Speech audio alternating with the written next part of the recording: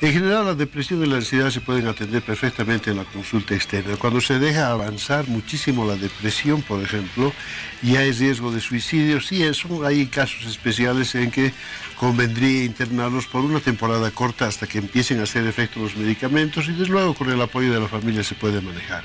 En realidad, los hospitales psiquiátricos están más diseñados, están más dirigidos para la atención de los problemas de psicosis. Y la psicosis, como explicaba hace un rato, es cuando la mente ya empieza a producir una cantidad de otros síntomas. Doctor, usted ha sido hasta hace poco director médico del Centro de Rehabilitación y Salud Mental San Juan de Dios. ¿Cuáles son las edades donde con más frecuencia se presentan este tipo de problemas psiquiátricos?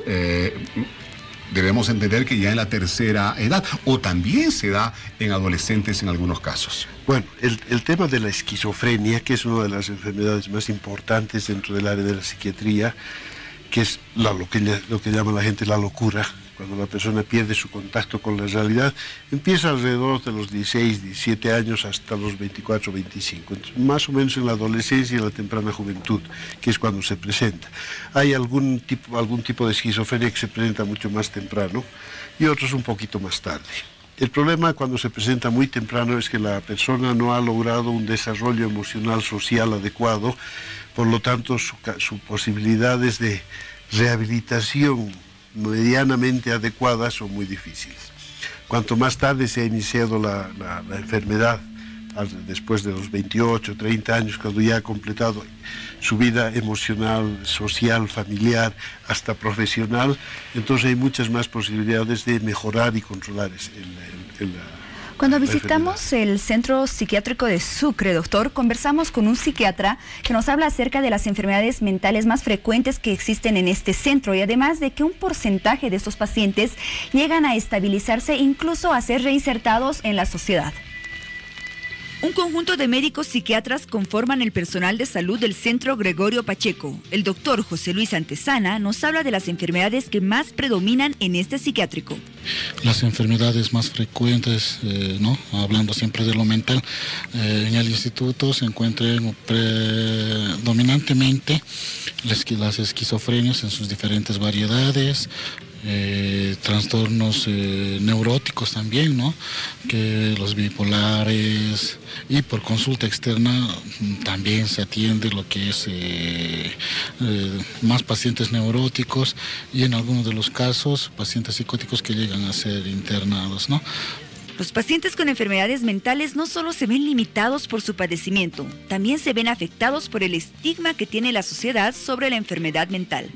Creo que la psiquiatría desde antes es un poco estigmatizada, pero como toda ciencia ha ido evolucionando, la psiquiatría también. Hoy en día, gracias a la evolución de la psicofarmacología, no se ven casos tan graves o como la gente y el pueblo o la población en general lo piensa. Son pacientes que ya están controlados psiquiátricamente, que en algunos de los casos se los reinserta y están hasta útiles en la sociedad, ya no hay que tener el estigma ese de que el paciente psiquiátrico es un paciente que tiene que estar con camisa de fuerza, aislado y que tenerle un poco de miedo, Pero dentro de lo que cabe la patología mental, los casos más frecuentes, como dijimos, son las esquizofrenias. Sin duda, el objetivo que se persigue es reinsertar a los pacientes en la sociedad para que puedan realizar actividades y ser personas muy funcionales. Hay casos que están inclusive trabajando, si no es fuera, inclusive aquí dentro del hospital, en sectores como lavandería, jardinería, como pueden ver, en otros hospitales como en el Cristo de las Américas también, Y hay algunos pacientes que sí fueron externados, que son muy funcionales y que solo vienen a controles en consulta externa. Pero estaríamos hablando dentro de todo lo que cabe, yendo así someramente, en un 30-40%. Bueno, una persona que en algún momento de su vida pues llega a estos centros psiquiátricos, de repente sale de allá, pero sí, no ha estado en un centro psiquiátrico, no está mal de la cabeza, a pesar de estar completamente rehabilitado. Qué malos que somos, ¿verdad? Qué estigmas tan errados manejamos, Dios mío. No, va un rato, como puede ir usted cualquier momento, ahí saldrá y dejó el problema gracias a los especialistas que le han atendido. Acá el doctor Ricardo Ramos tiene bastante experiencia al haber sido además director de un centro de rehabilitación de esta naturaleza. Doctor Ramos, hagamos un ensayo de un 100% de pacientes que llegan a estos centros de rehabilitación. Aproximadamente, ¿qué porcentaje logra rehabilitarse, reintegrarse a la sociedad? ¿Y qué porcentaje, lastimosamente, tiene una enfermedad crónica de la que no va a poder salir? Bueno, es muy difícil hablar de porcentajes de un centro, ¿no es cierto? En todo caso, si hablamos, por ejemplo, de determinada enfermedad, la esquizofrenia, la que se la ha mencionado también hace un minuto y la he mencionado yo, esquizofrenia significa mente rota. Esquizos en griego es roto y frenia es mente rota. Una vez que se rompió, empezó la enfermedad, la persona se quedó enferma para siempre. Pero puede funcionar socialmente si se hace el tratamiento adecuado lo más temprano posible y se maneja la enfermedad con los medicamentos y el apoyo familiar o social adecuado. El problema es que estas personas, debido a la enfermedad, justamente llega un momento que pueden estar funcionando muy bien, pero dicen, no, ya estoy bien, no tomo más medicamentos. Entonces la recaída y las complicaciones se hacen muy frecuentes. En esos casos se necesita un poco del apoyo de las instituciones sociales, porque el hospital tiene su función como hospital. En el momento que llega el paciente empieza la atención y luego cuando sale hay un seguimiento por determinado periodo de tiempo, pero tendría que haber un contexto de otras instituciones, instancias sociales que pueden ser municipios o de un área más grande, departamentales o inclusive nacionales, para poder hacer seguimiento y protección, tanto para el paciente como para su contexto social. Pero hay otras enfermedades, el resto de las otras enfermedades, por ejemplo la enfermedad bipolar, que la persona recibe tratamiento después de haber tenido una crisis, recibe tratamiento y puede funcionar perfectamente en su vida social y familiar, y si la persona es cumplida con su tratamiento, sus medicamentos y los tipos de terapia que corresponden, puede funcionar sin que nadie se dé cuenta de que ha tenido un problema. Otros problemas que no tienen rehabilitación son los problemas de retardo mental, por ejemplo, los problemas orgánicos.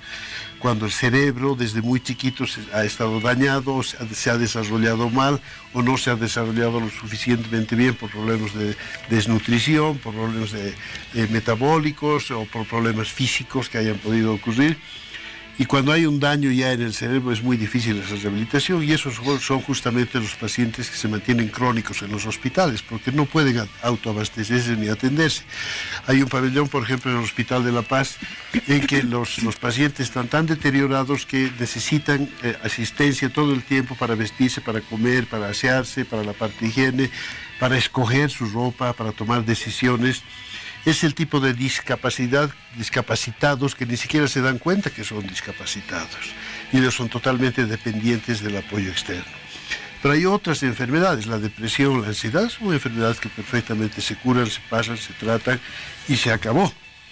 Doctor, ¿qué funciones, profesor Hugo, qué acciones llevan a cabo estos centros psiquiátricos con aquellos pacientes que llegan, a veces no siempre por los familiares, a veces son llevados por la policía o por algunas personas extrañas, y de esa misma manera salen de los centros psiquiátricos sin tener ninguna familia y a veces no pueden volver ni siquiera a sus controles? ¿Qué acciones se debe tomar en este caso? Ese es un tema ya social, es un tema de instituciones fuera de los hospitales que tienen que ver con, como mencionaba hace un ratito, otras organizaciones que tienen que ver con el ámbito municipal, departamental e incluso nacional de servicios sociales. Y eso está estructurado en todos los países, está muy bien organizado. Todavía en Bolivia nos falta organizar eso.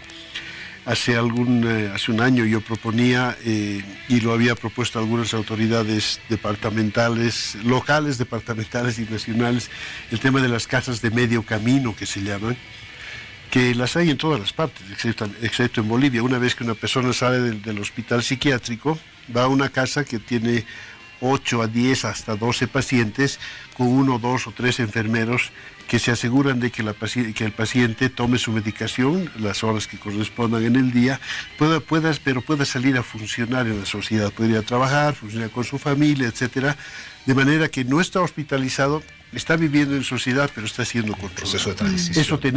Eso tenemos que desarrollar en Bolivia, pero bueno, todavía no ha sido priorizado. Podría ser de mucha ayuda. Está aumentando de manera inquietante el número de personas con problemas psiquiátricos en el mundo. Leía que cerca de 40 millones de personas pasan por los centros psiquiátricos en diferentes partes del mundo. Y está aumentando porque el estrés aumenta. Es una sociedad que cada vez más estrés, más depresión, más ansiedad. De por sí el ser humano pareciera estar predispuesto a aquello en algún momento de su vida. A unos les afecta más que a otros, claro está. En nuestro país apenas 3 centros, ¿no? En La Paz, en Cochabamba. Para 10 millones de habitantes. Para 10 millones de habitantes. ¿Cuántos centros deberíamos tener aproximadamente, doctor? ¿Y cómo? Y yo creo que es la pregunta que se hace la gente que tiene algún familiar, que tiene algún grado de afectación de esta naturaleza. ¿Cómo es que se puede internar o tratar una persona en estos centros? ¿Cuánto cuesta? Es muy costoso. Algo está subvencionado por el Estado, las gobernaciones, las alcaldías. ¿Cómo se maneja esto? Bueno, a ver, empecemos por la primera parte que mencionaba. Se ha encontrado prácticamente en todos los países, en todas las culturas, que 1% de la población, con ligeras variaciones, 1,5%, un poquito más, un poquito menos, de la población tiene esquizofrenia, que es la enfermedad mental, la locura por excelencia, como mencionábamos. De 10 millones de habitantes, el 1% son 100.000 habitantes. En Bolivia debe haber más o menos 100.000 esquizofrénicos. Y 100.000 no los vamos a distribuir de a 33.000 en Sucre, Cochabamba y La Paz. Entonces necesitaríamos muchos más hospitales puramente para la esquizofrenia. Lo ideal sería tener hospitales un poco más grandes, con mayor capacidad y distribuidos en todo el país. ¿Cuánto cuestan? Cada hospital varía más o menos, porque está la comida, están los medicamentos. El tema de los medicamentos es bastante complicado porque son muy caros. O sea, todo debe pagarlo. Supongamos yo tengo una persona, gracias a Dios, no paga esquizofrénica. O sea, voy a unos centros, tengo que pagar como una mensualidad, más o menos, sí. Y normalmente las intervenciones, como en cualquier hospital, son el costo diario. Es el costo diario. El costo diario, alto, entonces, que implica la parte de hotelería, cama, comida y todo eso, y la parte de la atención médica. O sea, porque son diferentes para una familia de escasos recursos. Es muy difícil. Por eso se buscan los servicios sociales que puedan apoyar, se hacen una cantidad de cálculos para poder ayudar a eso. Para darles un ejemplo, hay algunos medicamentos que se toman 2 a 3 veces por día, que cada tableta cuesta 30 bolivianos. Entonces una persona que está tomando eso, por decir algo, cada día toma 100 pesos de medicamentos, en 10 días son 1.000 y así sucesivamente. Bueno, eso necesita un apoyo. Ahora varía también las fuentes de financiamiento de acuerdo a cada centro, ¿no? Por ejemplo, en el caso del Centro Psiquiátrico de Sucre, tiene una fuente de financiamiento que proviene ya del gobierno, otra por parte de las familias, que es lo que usted nombraba. Sí, y claro, todos viven por las donaciones y son importantes las donaciones. El Hospital de La Paz, por ejemplo, se ha construido y ha funcionado por mucho tiempo a partir de donaciones. El Estado aporta unos cuantos ítems, aporta la parte de la pensión para algunos de los pacientes que son crónicos y alcanza unos cuantos bolivianos por día, que sirve para la comida, etcétera, ¿no? Pero principalmente se vive de donaciones.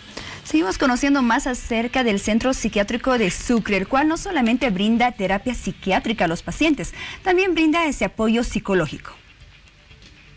El apoyo psicológico es fundamental y de gran aporte en el Centro Gregorio Pacheco. La licenciada Gloria Rivera brinda terapia psicológica a los pacientes desde hace 10 años. Bueno, en realidad nosotros somos un equipo, ¿no? Trabajamos en la institución desde hace muchos años y la función que nosotros cumplimos es básicamente realizar una evaluación psicológica y realizar una intervención, ya sea una intervención a nivel individual, familiar, una intervención grupal. El objetivo es generar una rehabilitación integral. Pese a que el equipo psicológico del Centro Gregorio Pacheco es reducido, aplican distintos métodos de apoyo, no solo para los pacientes de este centro, sino también para la población en general.